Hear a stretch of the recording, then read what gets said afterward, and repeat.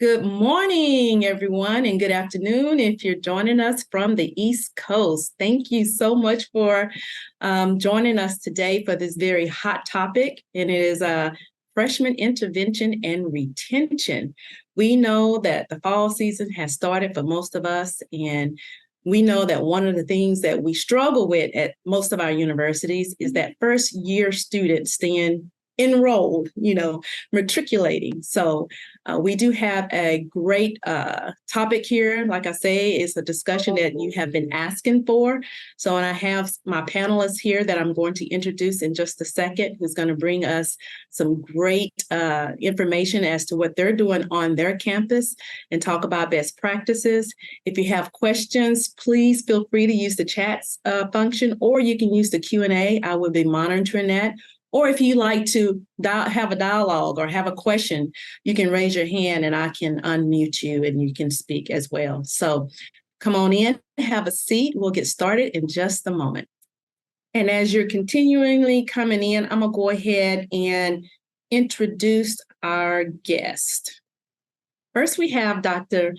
Jamel Hodges. Dr. Hodges received his Bachelor of Arts degree in English with a minor in mass communication from Virginia State University. His Master's of Science degree from Florida State University in Higher Education Administration, and his doctoral degree from the University of Southern California's Rossier, I always say that wrong, sorry about that, School of Education. He has served in leadership positions at the University of Georgia, California State Polytechnic University, Pomona, Lehigh University, the Association of Public Land Grant Universities, Tennessee State University, Virginia State University, and now serves as Vice President for Student Success and Engagement at Edward Waters University, the first HBCU in Florida. Dr. Hodges has a passion for retention and students of color due to the impact that his college experience had on his matriculation. Thank you so much, Dr. Hodges, for agreeing to be a part of our panel today. Next, we have Dr. Melvin Foster. Dr. Foster is the Associate Provost for Academic Success and Associate Professor of Music. Though this is his 27th year teaching at Morehouse College, this is his 7th year, in this faculty leadership role. His reports include the Frederick Douglass Academic Success Center, the Writing Center, the Office of Freshman and Senior Programs, Summer Academy, Maroon Tiger Advising, ADISA Advising Model for Faculty, and Starfish, which is the Student Success Software. Thank you both again for agreeing to be a part of this panel. So we'll go ahead and we will get started.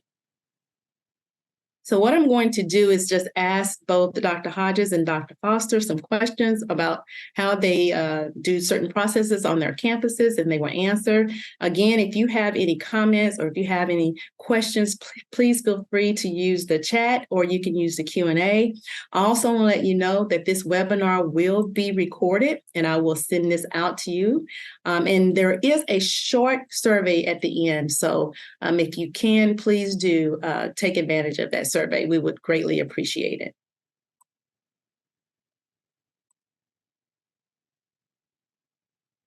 So my first question, I'll start with you, Dr. Hodges. What internal retention strategies are used on your campus to retain first-year students? Sure. So thank you for that question. We're so excited here at Florida's first HBCU and first independent institution of higher education, Edward Waters University, led by our fearless leader, President A. Zachary Faison Jr. Upon his arrival, he really felt that it was important to have a specific and strategic way to prepare our academic goals for our first and second year students, and for our first year students specifically. And so some of our retention strategies that we have are, we work with you all for our Trellis campaign, with the text messages that we have with you all. But in terms of the academic goals that are set in place, we use our academic mapping with academic affairs led by Provost Janine Boston. And we also utilize our academic maps, like I said, with SLOs and program level outcomes as well. So yes, those are our step-by-step academic goals in place. We also created a university college that I can speak about. And I know you have another question about internal retention strategies, but our university college has been something that is going to be brand new here. We used to have the Tiger Center for Academic Persistence and Success, and now we've moved into a university college model. It's going to be underneath the auspices of academic affairs. And so we're looking forward to that, to see what that does for us as well. Thank you for sharing that. And you, Dr. Foster, what are y'all doing over at Morehouse? The most, no. So it is my privilege to be with you today. And on behalf of Dr. David Thomas, president of Morehouse, and Provost Kendrick Brown, we have been busy making sure that our students have somewhat of a blueprint of what is needed in order to graduate from Morehouse. And so in their freshman year, as some of you have heard about, we have a wonderful new student orientation that is really steeped in traditions of Morehouse, but also very informative about the rigors of academic studies at Morehouse, and those are in the resources that we provide. So we spend the bulk of the freshman year making sure the students are aware of those opportunities. So, for instance, our students come in, those that we can, who have the opportunity, they will engage in our Morehouse Academic Accelerator program. That's our MAP program. And so you can only graduate if you have enough credit hours. And it's specific to the completion of general education program, as well as credit hours for the major.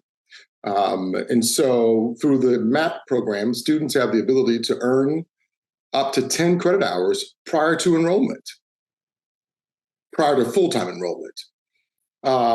In that program, obviously, they're getting introduced to Morehouse in a more personal level with some very strategic faculty, strategically chosen faculty.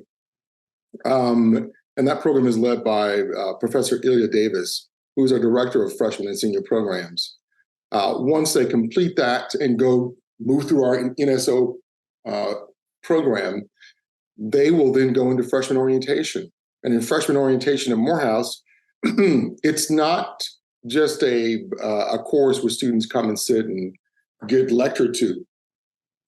They're engaged in a universal read that is chosen so that as a group, right? So much of what retention is directed toward is about creating community and feeling a sense of belonging.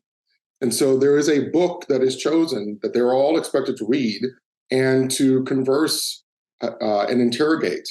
So that course is a year-long course.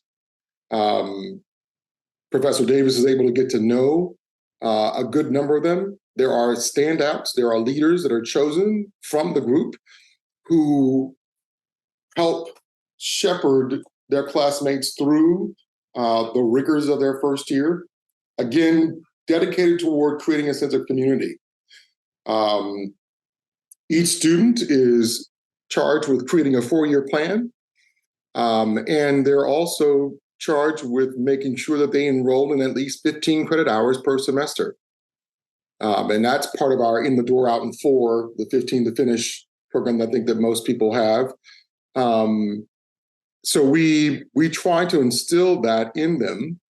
If a student falls below our expectations during their year, we have an academic care team, which is led by our director of academic coaching.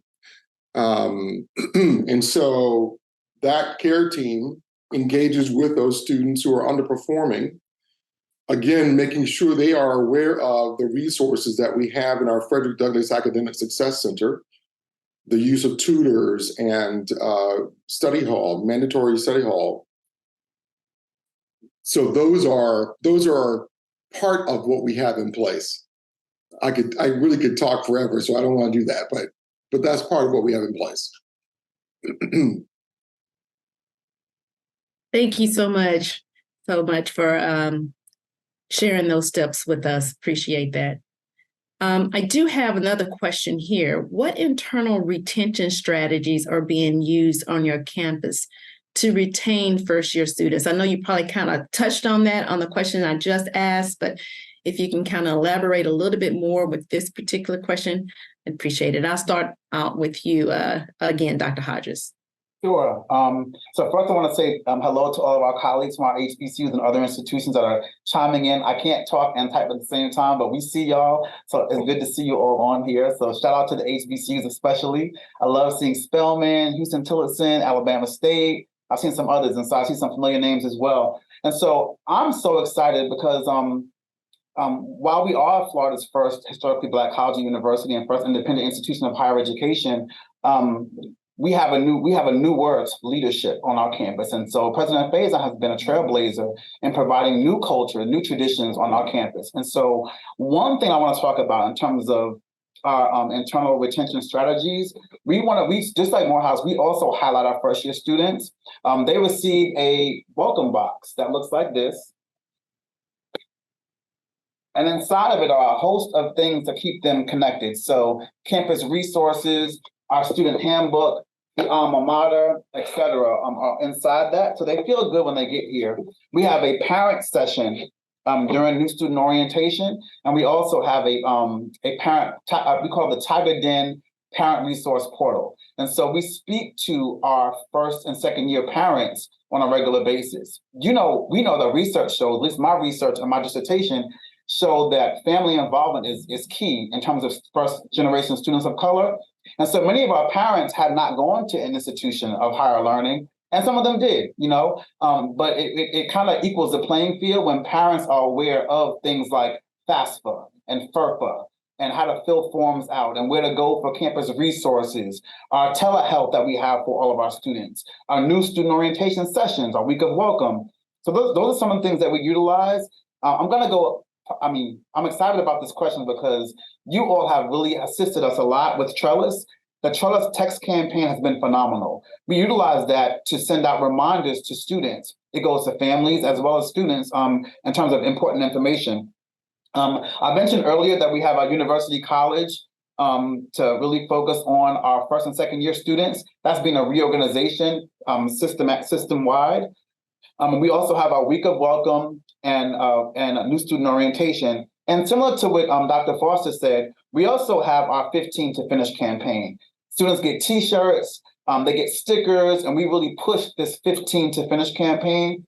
You'd be surprised how many students think that because they're taking 12 credit hours, that they're full-time and can graduate on time. And so unless they have family members or mentors who went to school, they don't always know that. And so it's been a great opportunity to do that. And we also have our academic support services. So specific services for first and second year students, from tutoring to intrusive advisement, our peer mentor program that call our Paw Patrol leaders. And then we also are very specific in housing. We give priority housing to our first and second year students as well. And so those are some of the things that we're doing here at Edward Waters University. Thank you, Dr. Hodges. And before I ask you, Dr. Foster, I did have a couple of questions that came in. And then Dr. Foster, after you respond to this question, maybe you can answer these questions as well. But the first one I have is, how have you garnered support / action for these initiatives from faculty and staff? And I think we may have that question later on. So we can go ahead and just kind of answer that right now. So if you could tell me, Dr. Hodges, are you getting that support from your faculty and staff? We are, and I'll touch point on that a little bit later in our questions. We talk about the departments that assist with this process, but we are all in.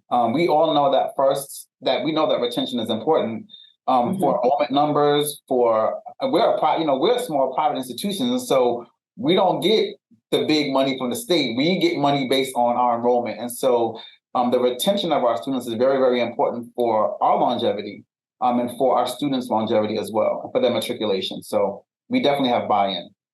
Okay. And the second question is, what types of student seminars do you feel are host benefit students that help the academic side as well as the retention side for first and second year students that can be hosted through University College? So I think discussions that foster academic integration. So like financial literacy, time management, stress management, counseling services and access to those services, finding a mentor. I think those are the types of programs that really help first year students. I know that for a fact, 'cause I did research on it, but my dissertation back in the day. But those are some things that research shows. But then also some of our programs that, like, we have a pre-college program here called the Charles Pierce Institute.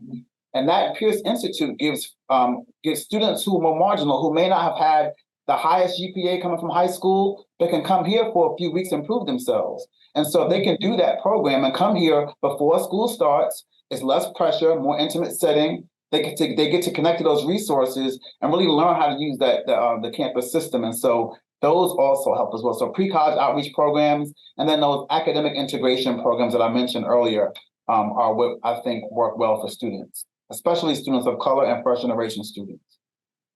Great. Thank you, Dr. Hodges.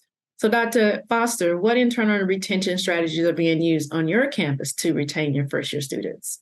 Yes, so as I mentioned before, we have a very strong emphasis on community, building community. As you imagine, we are an all-male institution, and so ties of brotherhood are very strong. And so a student coming to Morehouse is looking for a way to fit in. So as I mentioned about our NSO, which kicks off the theme of brotherhood, it's a very strong and emotionally impacting NSO. And so, as Dr. Hodges mentioned, this, parental engagement and family support is so crucial to our students. And when you add the other variable that we have all men, I want you to take a deep breath with me on that, because as Dr. Hodges and I know, we have a very difficult time with asking for help when we need help. And so we are also engaged in promoting through our freshman orientation and through our advising. So we have the Maroon Tiger Advising, which is our professional advising team. They advise all first-time students. So in their engagements with the students and the advisement and registration processes, they're having the one-on-one and group conversations about the importance of establishing community and establishing the sense of brotherhood. Those two things alone will carry a student through at Morehouse. If they feel like they have someone to lean on, it's crucial in lots of instances. Someone asked about, do you have faculty buy-in? Well, I mentioned we have our professional advisors. We also have our ADISA advising model for faculty, and that stands for Appreciative Developmental Intrusive Student Advising. Our faculty have bought into this, and they are committed. One of the things that happens when our faculty go through this training is that they realize how crucial it is for our students to feel connected, not just to the institution, not just to the student body, but feel connected in the classroom. If anyone is a member of NACADA, which is the National Association of College Advising, they espouse that teaching is advising and advising is teaching. And if we can get faculty to allow their curriculum to be permeated with this sense of creating community, well, we think that the students who are struggling will find a way to tap in and grab a hold to either something that is being espoused within that class, or through an office hour with a faculty member, will develop a relationship, a mentoring relationship that will help to anchor them at Morehouse.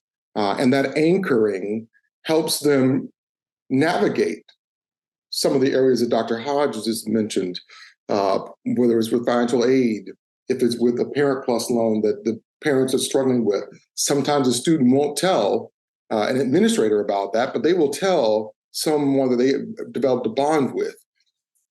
And then we go about finding a solution for the student and the parent. As we all know, first-year students coming in, if they're overwhelmed and don't feel connected, well, they're least likely to be retained. And then if you add to that any kind of financial issues, and whether that is, some of us may think of filling out the FAFSA as being a simple process, but others do not. Those kinds of obstacles can derail a student, particularly if they're first-generation students. And so it's really important. What we've tried to do is to create, even among our staff, this sense of the importance of belonging and of community. And so we are all collaborating. It's a whirlwind of support that we engage in providing our students as they navigate each registration advising and registration period, because we know if we get it right in that period of time, we'll see them. We'll see them in the next semester. Totally agree. 100%. I did have another question. What is the load of your freshman team advisors? So what is your student advisor ratio? At Morehouse? Yes. And I'll ask you too, Dr. Hodges. About 150 among them. 150 to 200, depending on the division. So when we began, upon my arrival in 2020, when we had, which I mentioned earlier, the TCAPS, the Tiger Center for Academic Persistence and Success, that was a 5-person team that was put together to academic advisement, an assistant vice president, and an executive director. Those and 3 academic advisors, that 5-person team was overseeing the entire freshman class. And so freshmen were paired to them, and that's the department or the area that provided academic advisement for our first and second year students. Faculty, university leads and deans, et cetera, were the ones who advised our juniors and seniors.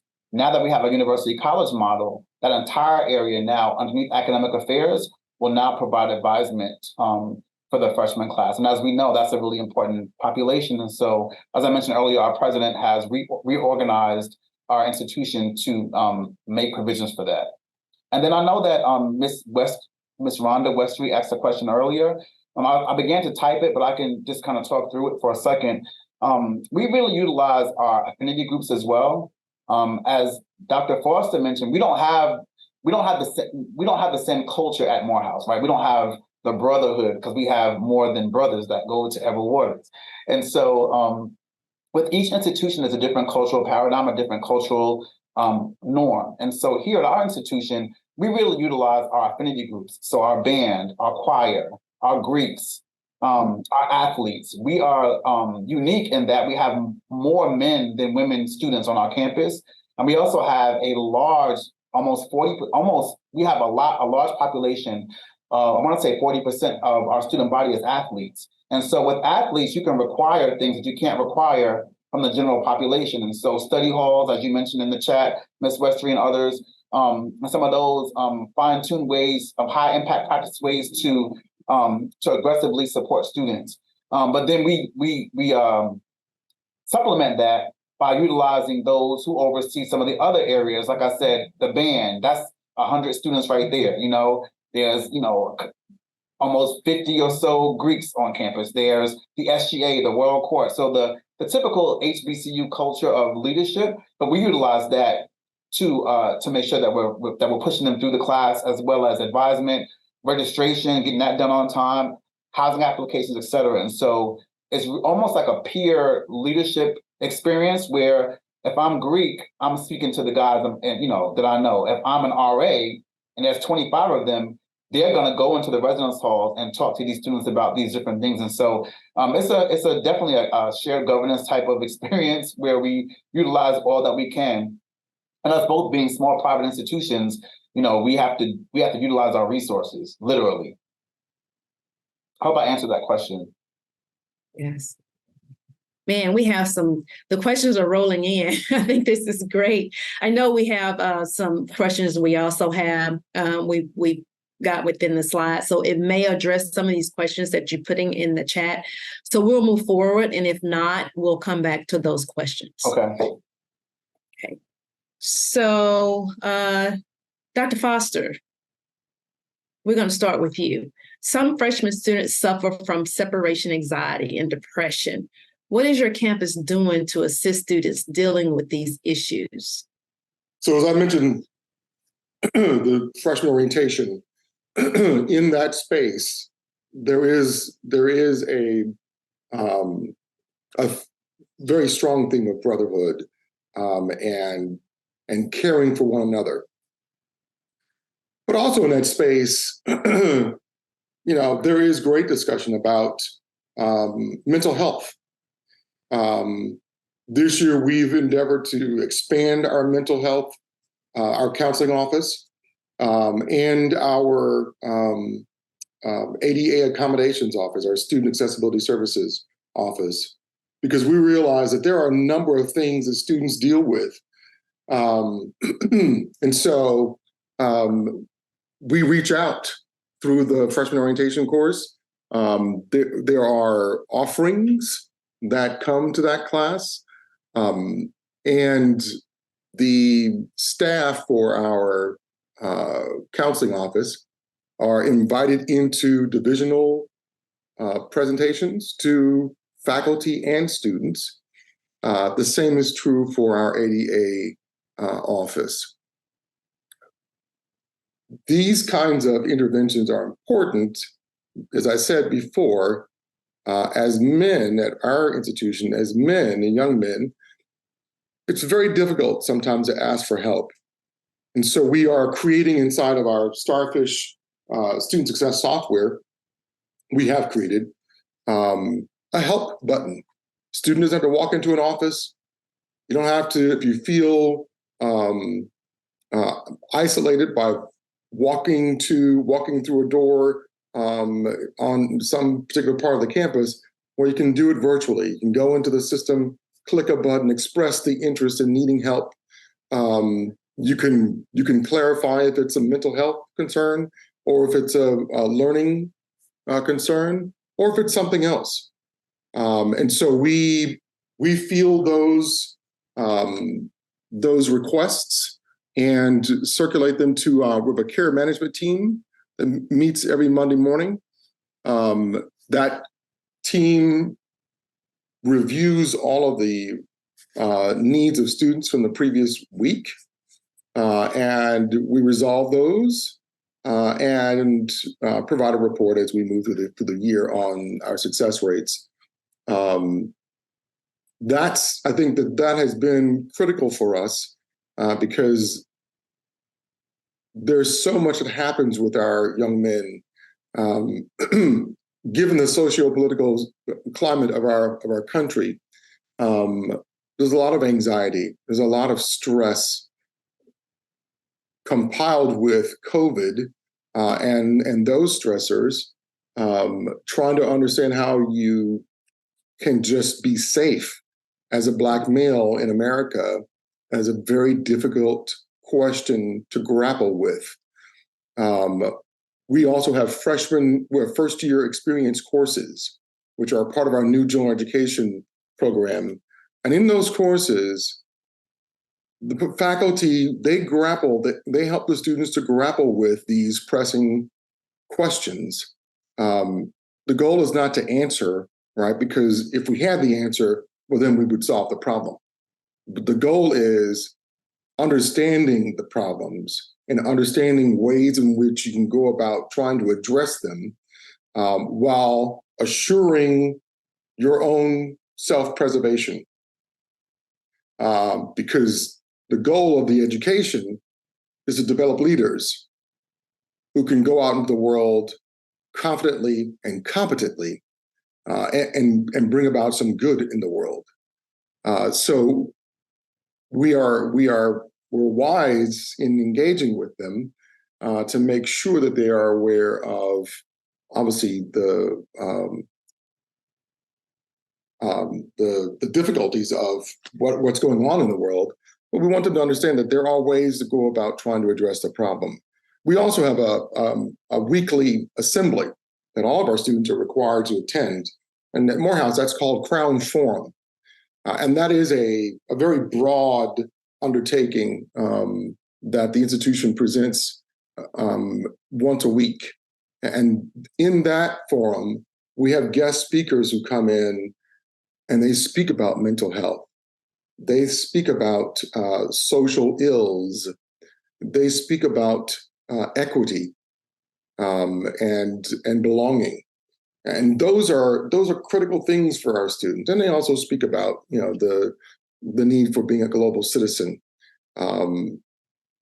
So I'll stop there. Like I said, I could keep talking about it because I love all the things that we're doing here at Morehouse. Thank you, Dr. Foster. I appreciate it. I am going to let one of our guests speak. So go ahead there, Niti, if you have a question. Thank you very much. Good morning, speakers. Excellent topic. I'm curious, though, if you see, we have just undergone a very disruptive journey due to COVID. The pre-COVID, the biggest struggle we had in the community college was access. And we wanted to make sure students come to the campuses to have the best experiential learning. Through COVID, we were unable to do that. Now we claim to have the post-COVID, we still have the lingering COVID pandemic is still around the world. In the topic of retention, I learned that many of our domestic students are choosing the diverse mode of virtual learning and not intended to come to the campus. How do you see this mode will help in the retention journey that you are experiencing? Thank you for allowing me to ask this question. Well, thanks for that question. I know and I think Dr. Foster may feel similarly, but for us, virtual was not the best experience for students who need who yearn for and have needs for face-to-face in-person interaction with faculty and administration. And so I feel that our students didn't benefit from the virtual experience and are really excited to be back in person. And so we haven't had that experience here where students are wanting to be virtual only. During the pandemic, we did have that, of course. And so we never closed down, though. At Edward Waters University, then college, we didn't shut our institution down. We powered through and had virtual experience, but we still have people in residence halls. We still have our dining hall was open. We had to-go options. We did our chapel hour and our programs and all of our freshman orientation, all virtually. And so we never shut down as other schools did. And we also were able to use our resources through the COVID funding to provide weekly testing for our students. We were able to do weekly testing for our students, and so we were able to keep our campus, safe in terms of that. But I can't speak to the experience of going virtual now because that's not something that our students are vying to do. Dr. Foster, do you have a? So we COVID was a shock to the system. It was a shock to the system for students and for faculty because up until COVID happened at Morehouse, there was a strong resistance to virtual learning. And because COVID happened, we faculty were forced to be trained and certified in online teaching.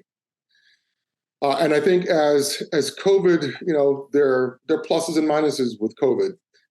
Strangely, one of the pluses is we discovered that there were faculty who, though they may have been anti-online learning and teaching prior to, they now became big advocates of online learning and teaching.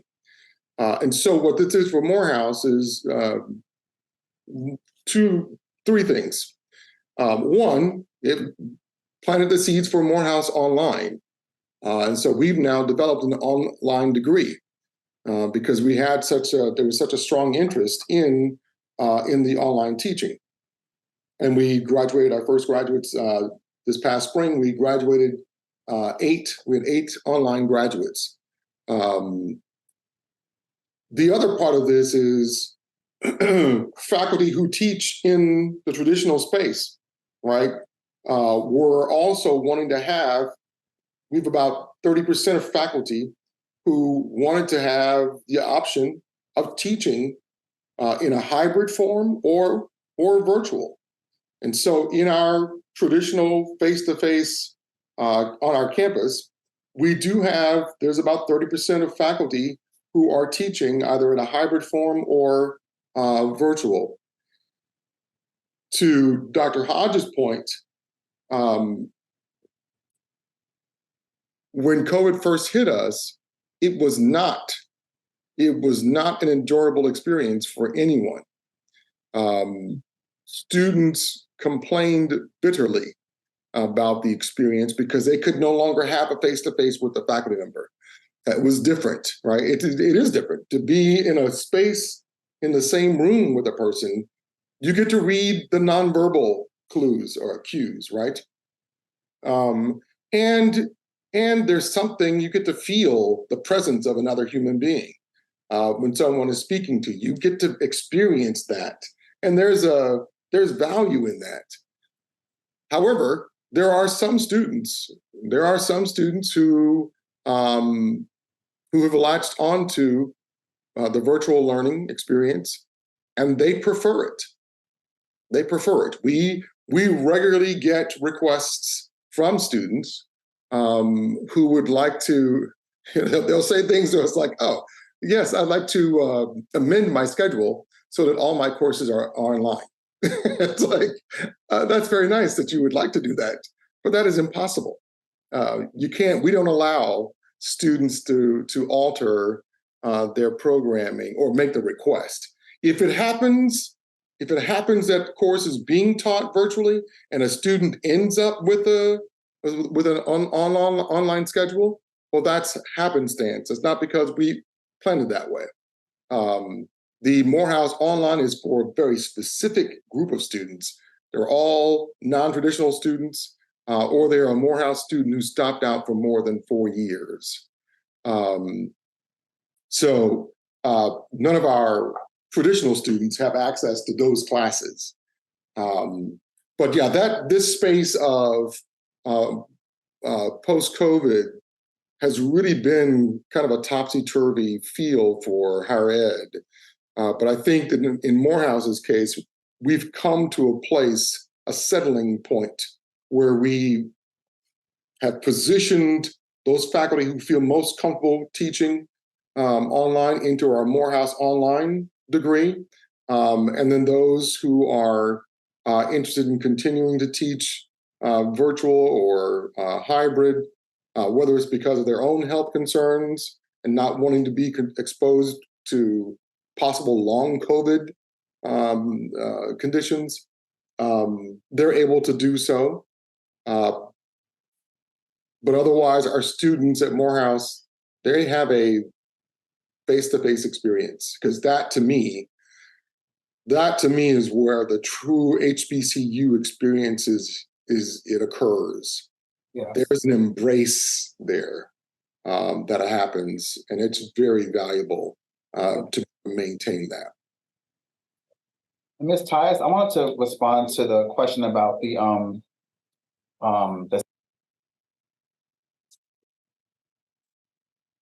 oh, sorry. I'm on mute.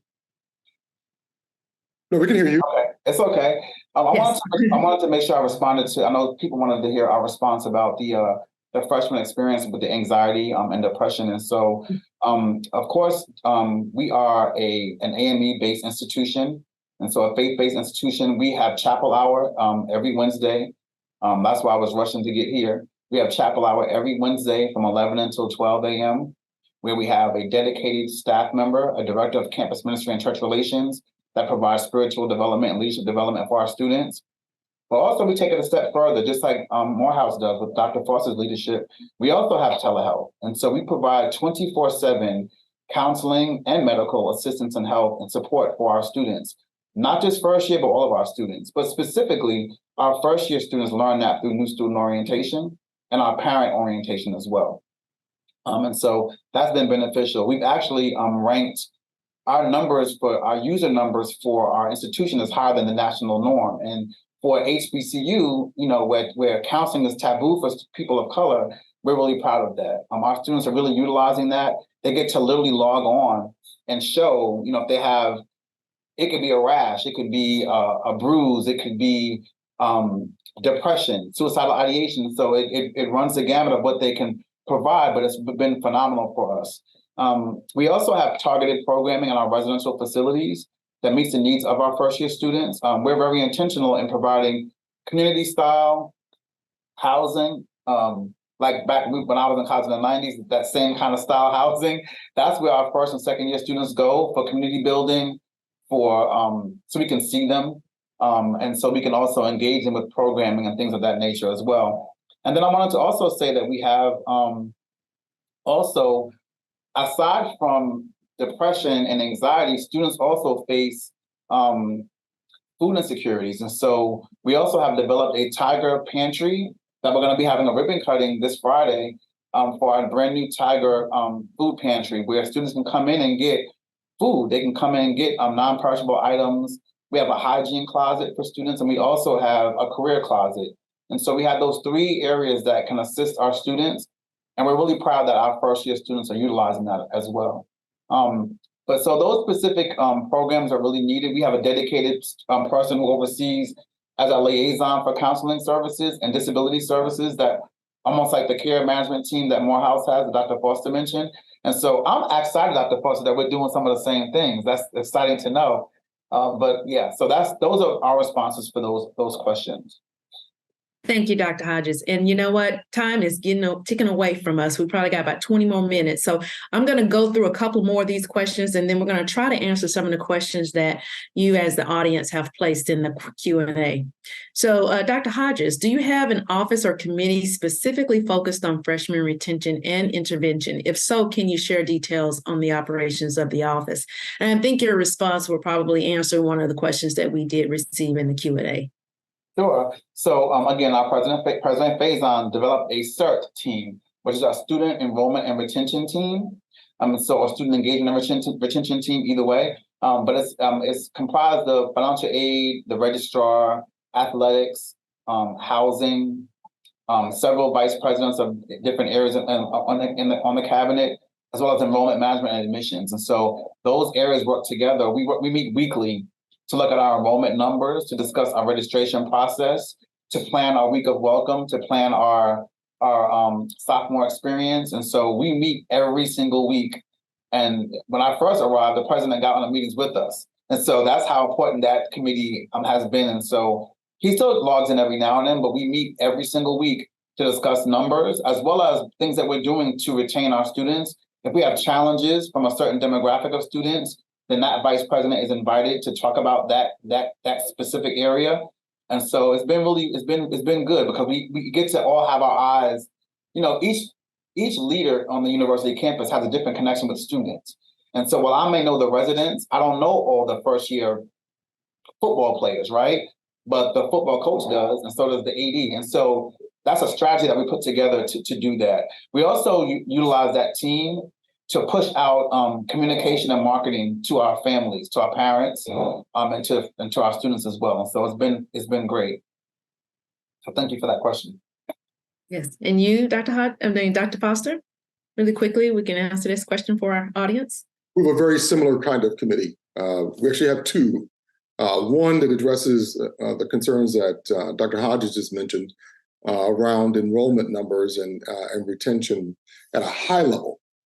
And that meets weekly. We also have, and we do the same discussions as he just described. We go through all the different reporting areas, financial aid, the SAP appeal process.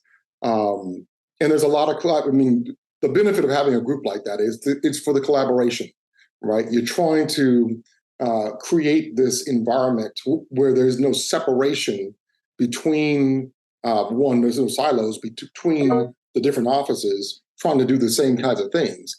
We share what those struggles are, and then we all participate in coming up with solutions. And when the solution is presented, well, then there's also this 360-degree look at the solution, right? Who's affected? Whose office is affected? If we make this change, who's affected, and how will the student be affected as a result? So it's a great model for looking at the functions of the college and how it all affects the retention and enrollment process. We also have a retention command committee, which I lead, and it consists of some of the same people, but it also incorporates the division deans and some of our student affairs, our student services offices, where it's a much more hands-on engagement with students. And in that committee, there's a lot of what's going on in the everyday experience of the students. And so if there are big things that come up that are problems, well, then we're able to deal with them and understand exactly where the resources need to go in order to make sure that students stay on track. The benefit of having this other group, this retention command committee, is that not only can you solve some of the everyday problems, but you can also begin to create strategies, long-term strategies for sustained engagement with students and that cross collaboration. Right? Again, we don't want to have situations where one office feels disconnected from the others. So we're busy trying to create community among staff as well as with students. Thank you so much, Dr. Foster. So I want to ask you, Dr. Hodges and Dr. Foster, do you want to go ahead and just start tackling the questions we have in the Q&A, or do we want to just keep going with the questions that I have submitted to you earlier? Probably want to go with the ones in the Q&A because that's what people are asking about. Yes, because we probably have about 15 more minutes. Okay, well, we can start with that. And some of these, like I said, I think we may have already answered. One of them was, how would you suggest a commuter institution, if you have any insight on this, create a sense of community to help improve retention and persistence? So I worked at an institution that was commuter-based in California, and Ms. Tyus, you mentioned it in my introduction. And one thing that we utilized there that was beneficial, we had our cultural centers. And so it wasn't an HBCU, it was a HSI, Hispanic Serving Institution, but there was a cultural center for various demographics, from LGBTQIA, the Cesar Chavez Center, the African American Student Center, the Native American students. So there was a center, literally a house, that met the needs of various populations. And so many of the students who didn't live on campus in between classes and during breaks would frequent those spaces where they felt most comfortable. We also had at that place a commuter lounge. And so if you're going to have a commuter institution, you definitely have to have a place where people who don't live on campus can interact, can rest, can eat, can socialize, and study. And so that's not always going to be the traditional spaces like the library in a student union building, because the student union building is usually like a lit, hype place where the students are engaging and interacting, and a commuter student, especially a non-traditional commuter student, may not have that interest, and so I think just creating spaces for students who are commuter students to have. And lastly, I would say that talk to the students who are commuter students and get their feedback, because every campus is different and every community is different around campuses. And so you definitely want to have a focus group of commuter students to get their feedback about what they would like to see. The worst thing to do is put together something for a student that we think is great and that they have no input in. So I would definitely say get feedback from those students who are commuters. I would say that all the things that Dr. Hodges just said, but I would augment that by investing in some kind of a virtual experience that students can engage in. If you have a community campus, I'm assuming you're going to have some people who will have conflicts with some things that might be happening on campus and may not be able to make it to them physically. So I think it's important to have an alternative way for students to engage in the events of the campus and opportunities to have community. I think that again, that's the way you're going to retain them. If they feel a sense of belonging, they're going to identify with the institution, and they're going to trust people, and they're going to trust people with the things that mean most to them. And that's typically when something goes wrong, right? Is having that trust to be able to say, look, I'm having difficulty.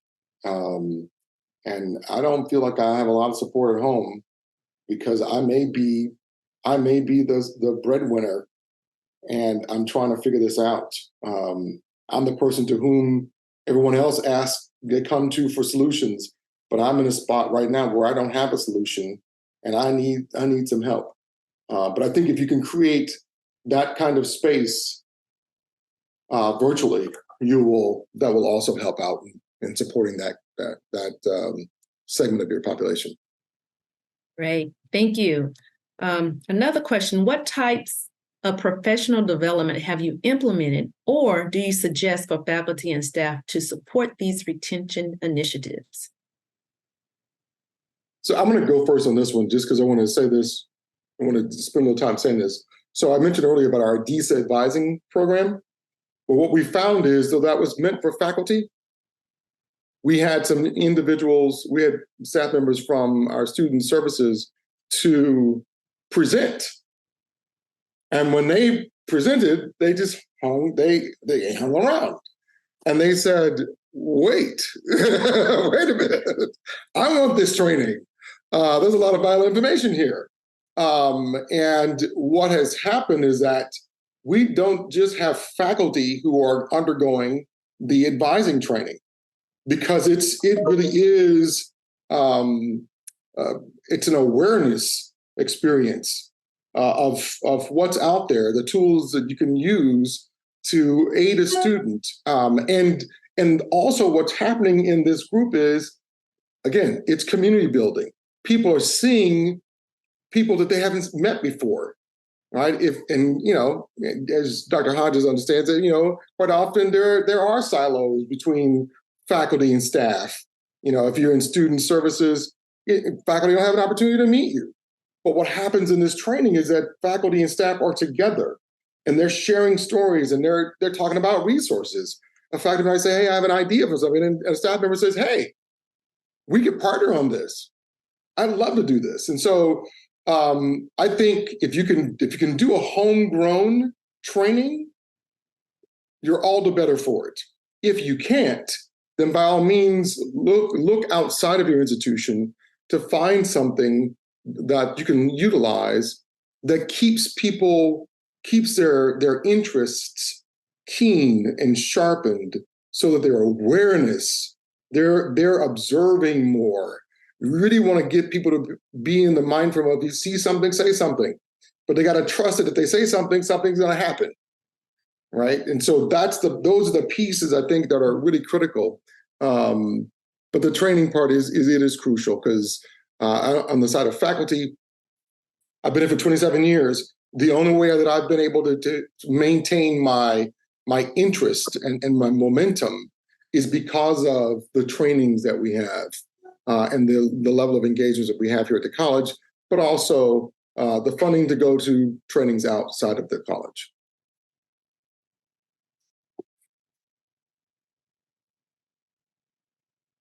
I didn't know if you wanted to elaborate, Dr. Hodges, or you want to move on to the next question. I think Dr. Foster did a great job. I don't want to be redundant. She did a great job. Okay, all right. So how many times do the freshman team meet with their students, and what are the topics of visits besides degree planning? So for us, during the TCAPS process, this was an open door policy. There was not a you must meet with me, it wasn't that way. It was more of as students needed assistance, they would meet with them. But we did have a peer mentorship program at the time when I first arrived, and that's kind of dissipated, but we're trying to get back to that. It was also during it was during the virtual experience. So it worked then because people were yearning to have connection. And so we did that. Then that was weekly. That was everyone on campus, president, the president's cabinet, faculty, staff. We all received about 10 to 15 first year students that we were mentoring. And that was a weekly meeting. And we were strategic in that where if I ran track in college, and so if there were members of the track and field team, then some of them were put in my group. So there was a questionnaire that we put out there for faculty and staff to answer, and then we paired students by that. We try to make it a match where people could connect with like interests for mentorship purposes, but we didn't have a specific number of meetings that had to happen back then. Now that we've expanded the experience for university college model with math and writing and academic advisement and first and second year experience and tutors, that will definitely change. And so we're in the process of working through that as we speak. We're hiring for those positions. And so look at our website if you're looking for an opportunity to contribute to the retention space of first and second year students. We have positions on our website, ew.edu. Thank you, Dr. Hodges. And you know what? Let me kind of wrap up almost. We have like 3 minutes, but I think this question right here is probably one that everyone is wanting an answer to. How do you measure if your freshman retention and intervention strategies are working and or need to be reevaluated or changed?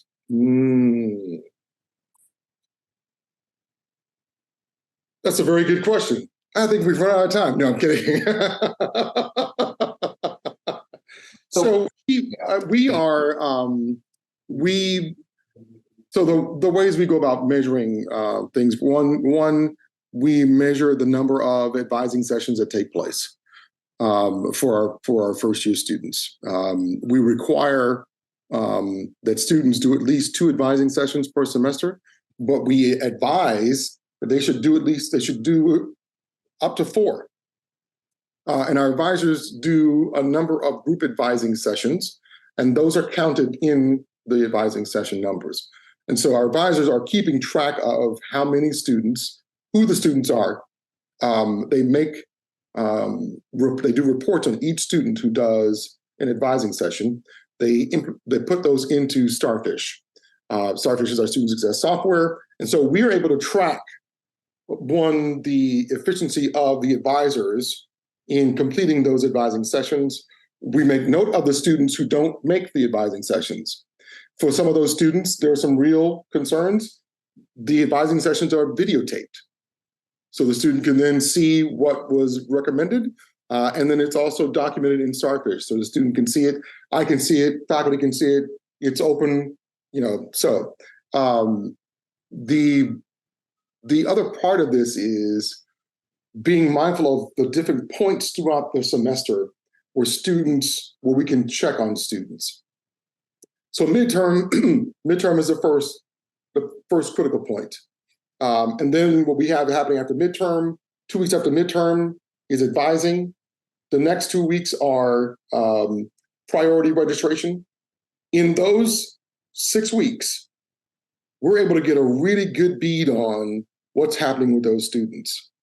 And whether or not those interventions are successful. We've not, in the past 5 years, we've not had situations where we needed to change or drop something. I shouldn't say change. We didn't have to get rid of an intervention. We may have augmented the intervention based off of the experiences of the advisors as to what needs to occur. Thank you, Dr. Foster. We're up at the hour, but Dr. Hodges, did you want to give us some final words on that as far as what you guys are doing?